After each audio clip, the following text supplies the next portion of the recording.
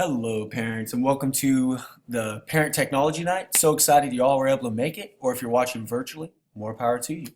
I just wanted to go ahead and share a little bit about how to access the CPM ebook. So for this example, I'm going to go ahead and go into my presentation, which will be shared with you via email, and click on the 8th grade textbook, because I'm going to go and explore the 8th grade textbook. When you click on this link, you will see a username and password.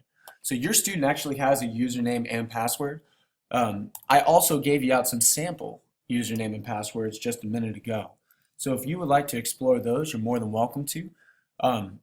Use that username and password I gave you to sign in. I would recommend bookmarking this page as quickly as you can because it's kind of hard to remember all of these small little numbers, especially for a 6th or 8th grader, 6th, 7th, or 8th grader. The first thing you see, this is not the ebook, so you want to go all the way to the bottom. And once you're at the bottom, you click I agree. And there you go. Look at this. This is the book right here. So you can see you can take a tour, do some help, log out, or you can just click on the book itself. So when you click on the book, you can see that it actually has everything that you need for the semester. So let's say we're doing chapter 5.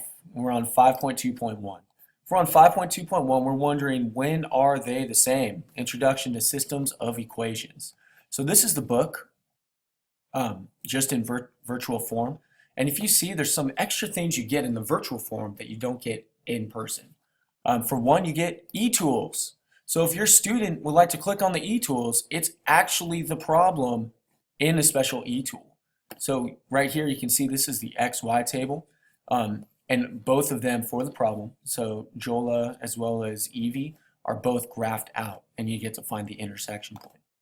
Another thing that's really cool about this is it's much easier to do definitions. Every time you see a bright, bold, blue set of words, click on it, and you can see, there it is, that's a point of intersection. So if they're ever doing definitions for a class, clicking on those blue, bold words is very helpful. The final thing I want to show you is an amazing thing called homework help. So if you look right here, this is called homework help. And whenever you're doing homework, and this is very important, whenever your son or daughter is doing homework and they do not understand why a lane takes 7 minutes to ride 18 blocks, they can click right next to the problem on homework help.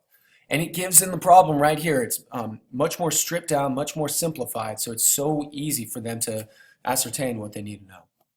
Also, this small little hint button, if you just click hint, it actually shows them the first thing that they need. So set up the fraction to find the unit rate. And if that still is not enough of a hint, they can go to answer right here. If they don't understand after they do the ratio of the answer, they may go to more help. So this is what you need to know. This is everything you can do with the ebook. Just as a reminder, signing in, make sure that you sign in correctly. Make sure your student knows their sign-in credentials, and bookmark those credentials as quickly as possible. Please let me know if you have questions, but thanks for listening.